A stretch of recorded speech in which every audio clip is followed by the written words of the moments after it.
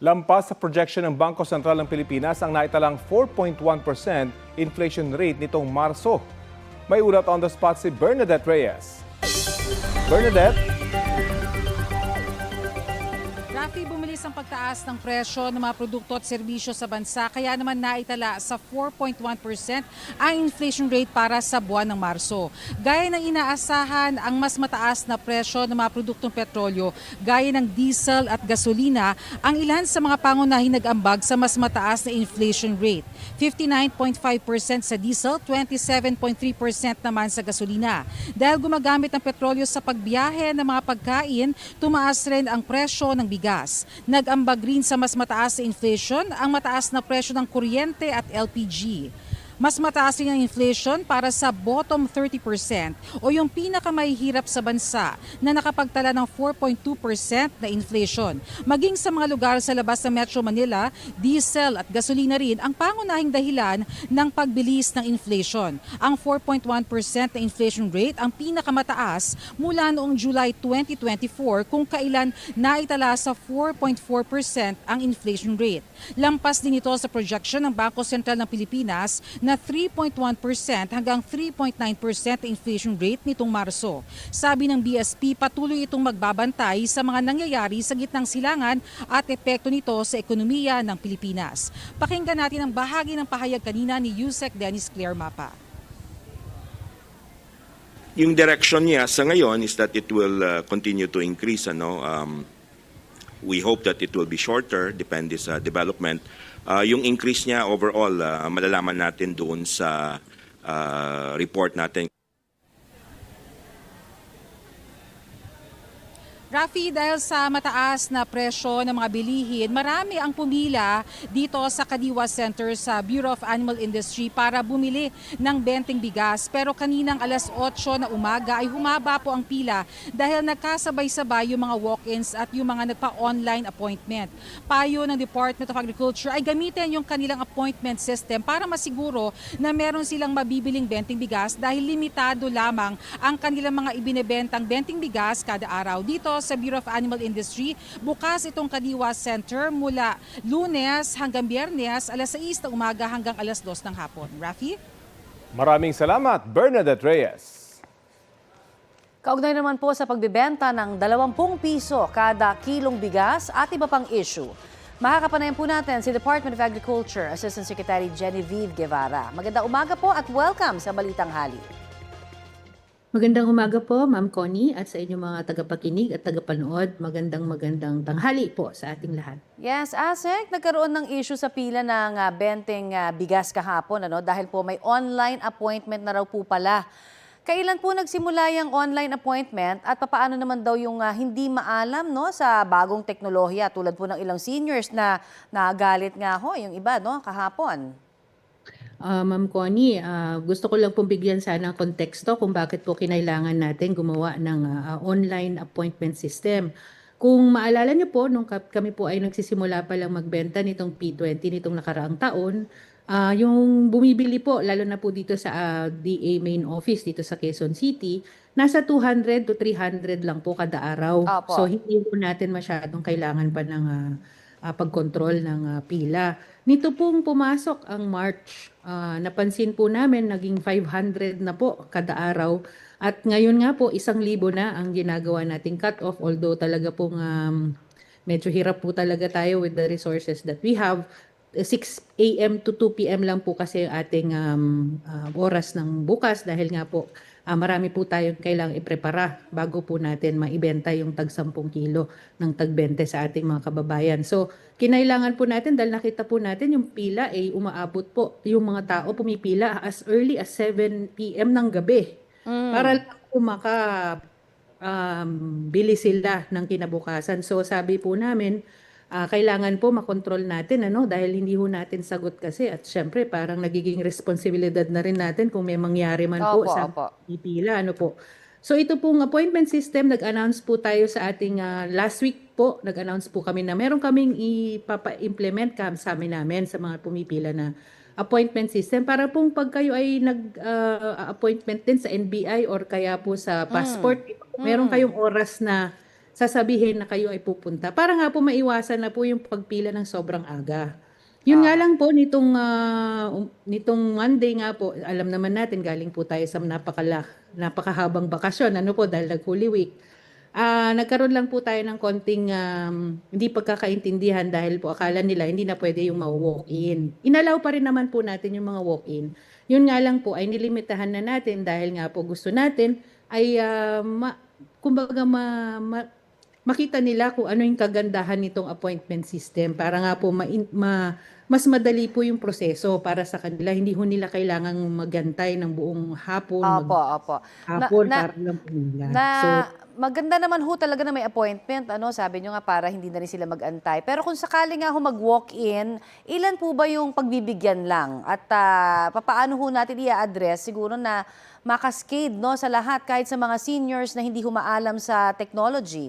Halimbawa, ito pong pagbibigay po natin itong benteng bigas. Yun nga po, Ma'am Connie, kanina tayo po ay nakipag-usap din doon sa ating mga nagmamando doon sa mga pila doon.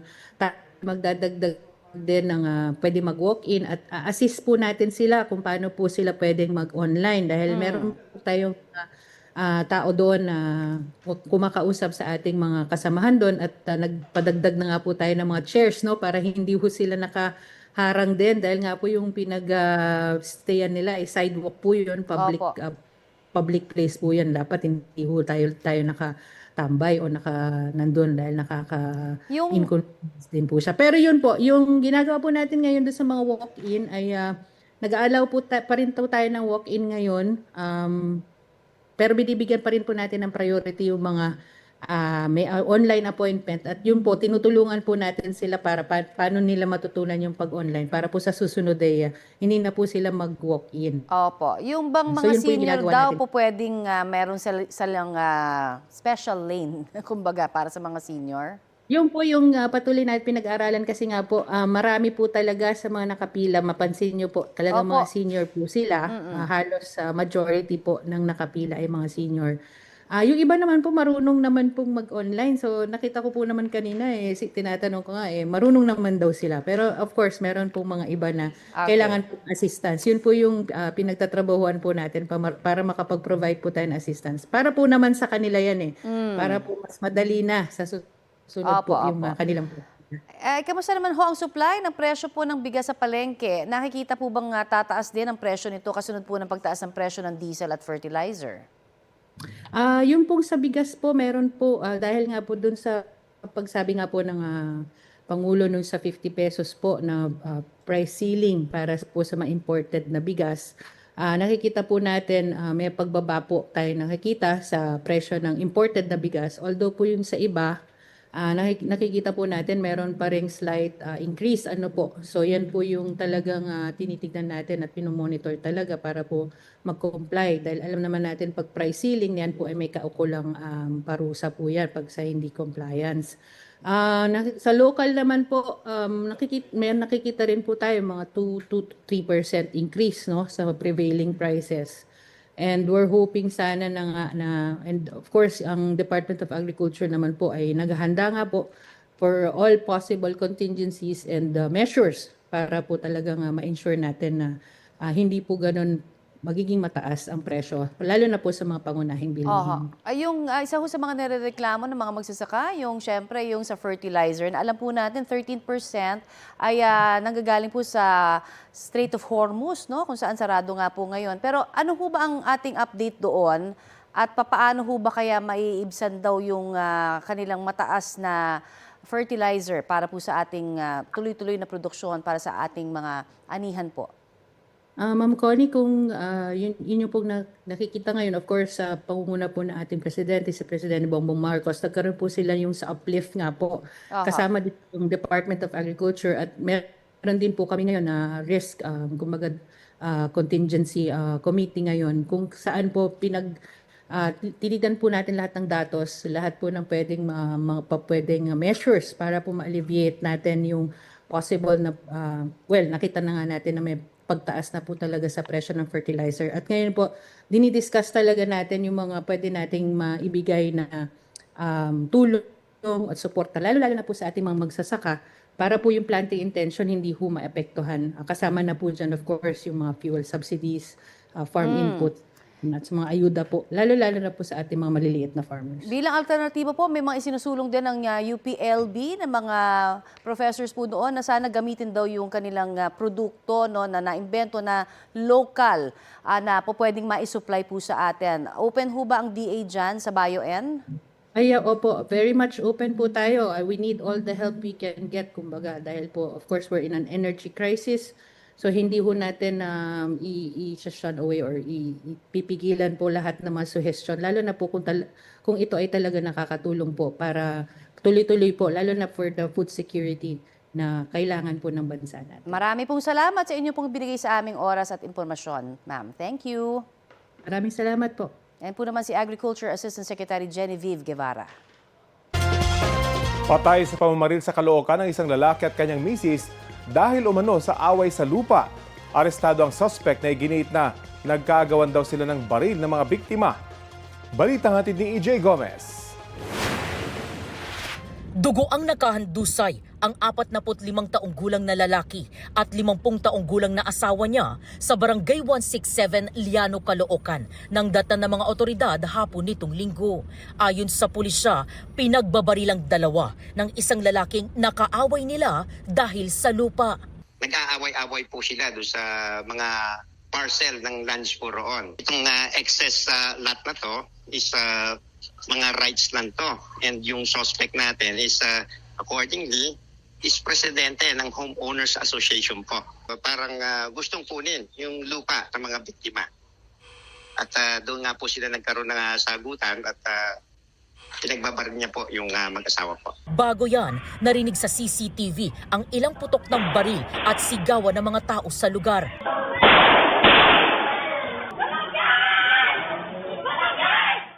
Ilang saglit pa, kitang naglalakad ang gunman, hawak ang ginamit na baril. May kasama siyang 2 babae at isang lalaki habang palayo sa crime scene. Ayon sa anak ng mga biktima, lasing umano ang gunman at siya raw ay nanugod at nagsimula ng away sa kanilang lugar. Ilang beses din daw nagbanta ang sospek sa pamilya ng mga biktima. Nagbitaw po siya ng salitang, tama yan, bantayan niyo yung mga lote niyo, baka mawala. Doon na po nagsimula yung sagutan nila ng mother ko. Inulit-ulit niya po yung pagpapuputok sa magulang ko. Naitumba niya na yung tatay ko eh. Pinagpuputokan din po kasi na mother ko. Apakahayop po kasi ng ginawa niya. Hindi na po makatawin. Pakademonyo na po. Sinubukan pa raw awati ng isa sa mga nakasaksing kapitbahay ang pagtatalo bago mangyari ang malapitang pamamaril. Pero hindi po nakinig yung gunman. Ang ginawa po niya, kinuha po niya yung barel, tapos tinutok niya po agad sa leeg ng aking tiyuhin. Yung babaeng tinamaan po dito sa kabilang right ng dibdib. Ngayon, tumayo pa po yung biktima, binaril pa po ulit. Pinagtulungang buhati ng mga biktima.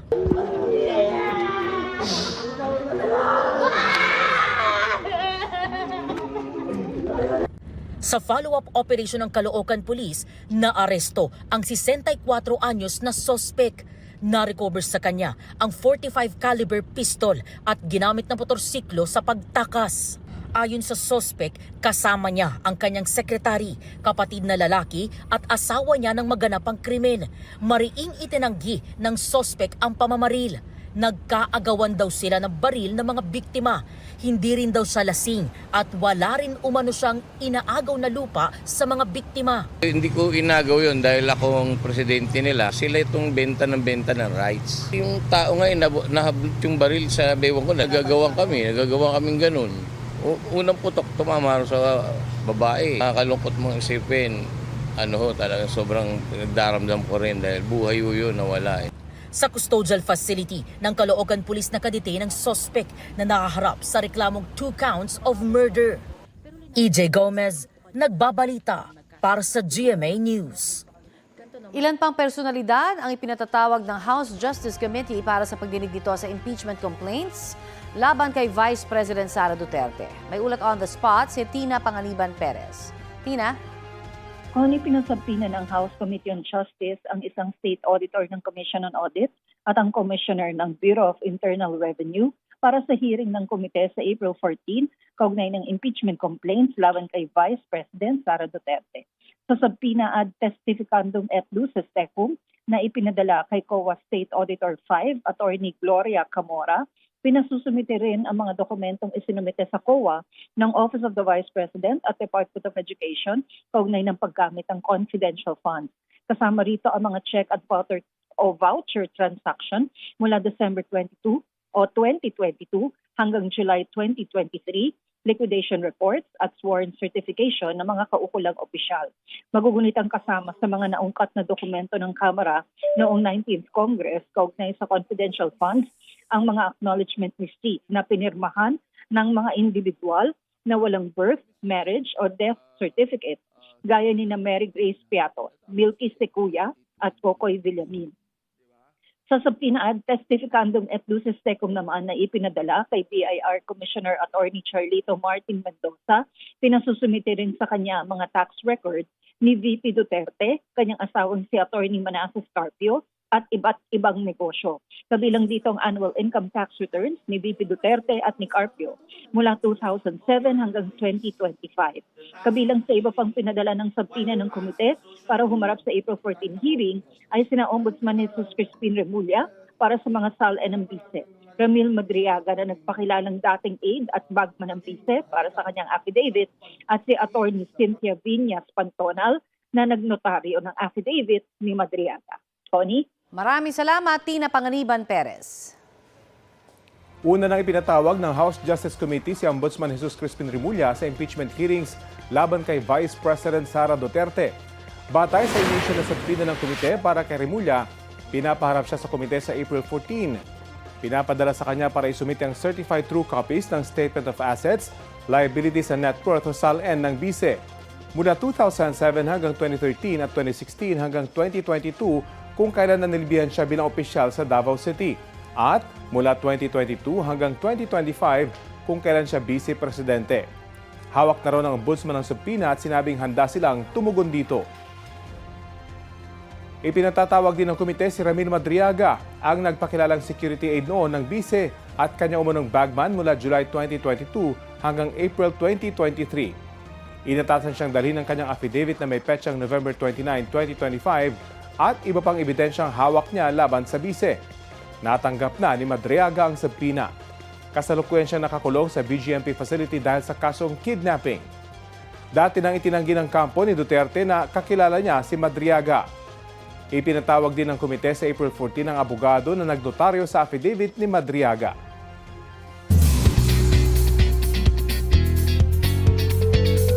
Abisala Encantadex, the long wait is over. Dahil malapit nang mapanood sa Encantadia Chronicles Sangre, si Bathalumang Halia. Hindi ako nag-iisa, Gangan. Yan ang patis sa closing credits ng episode kagabi.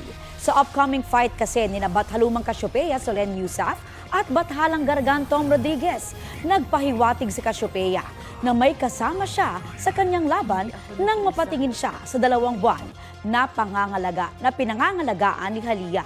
Nakumpirma ng Encantadix ang pagdating ni Halia sa series sa official Facebook page ng Sangre. Ni-reveal na si Miss Universe 2025 third runner-up at bagong kapuso Atisa Manalo ang gaganap bilang si Halia. Si naman ni Atisa, ready na siyang sumigaw na Bathalumang Halia, Encantadia. Ano kaya ang magiging papel niya sa digmaan sa Encantadia? Abangan mamayang 8 p.m. sa GMA Prime pagkatapos ng 24 oras. Samantala, mas pinaigting ng DILG at PNP ang ilang ordinansa para sa kanilang Safer Cities Initiative. Kabilang po dyan ang curfew sa kabataan at panghuhuli sa mga nagiinuman sa kalye at mga walang damit na pang-itaas. Sa Oplan Galugad sa Quezon City, halos 9 na po ang nasita dahil po sa mga paglabag na yan. Balitang hatid ni James Agustin. Sinuyod ng mga pulis ang mga kalsada at eskinita sa Barangay Gulod sa Novaliches, Quezon City sa ikinasa nilang Oplan Galugad magalas 11 kagabi. Inabutan ng ilang minor de edad na nasa kalsada pa kahit curfew na. Inimbitahan sila at kanilang mga magulang sa barangay hall. Sinita naman ang 3 naglalakad na minor de edad na napag-alamang dayo lang sa lugar. Residente sila ng Las Piñas at Caloocan. Sabi ng isang minor de edad, pauwi na sila matapos dalawin ng kaibigan. Anong rason mo? Bakit mo kinakamusta? Kung okay lang po siya dito sa kanila. Makipag-ugnayan ng mga social workers sa kanilang mga magulang. 11 ang minor de edad na nahuli lumabag sa curfew. Kabilang ang 3 anak ng babaeng ito. Naglamay po ako sa baba po. Na di ko alam, umakyat pala sila po. Pero pinagsasabihin. Oh, sinabihan ko po paggabi na umuwi na kayo sa bahay. Sabi ko sa kanila. Ayaw makinig matigas yung mga ulo. 5 lalaki naman ang walang damit pang itaas habang ang isa ay naakto ang umiinom sa pampublikong lugar. Naginom po ako, pakita po ako, kaso nasaktuhan po ako.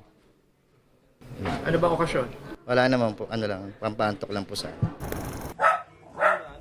Nagsagawa rin ng oplang galugad ang Laloma Police sa Barangay Apolonio Samson at Barangay Manresa.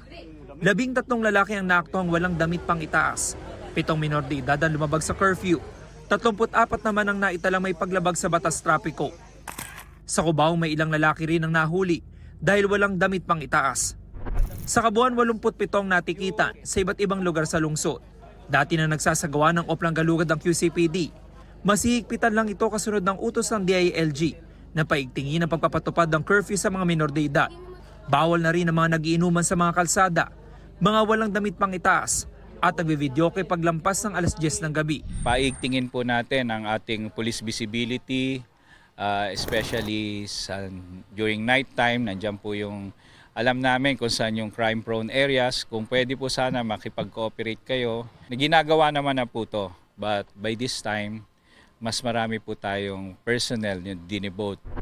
Inisyuhan ng ordinance violation receipt ang mga nahuli. May multa ring 1,000 hanggang 5,000 piso, depende sa ordinansang nilabag. James Agustin, nagbabalita para sa GMA News.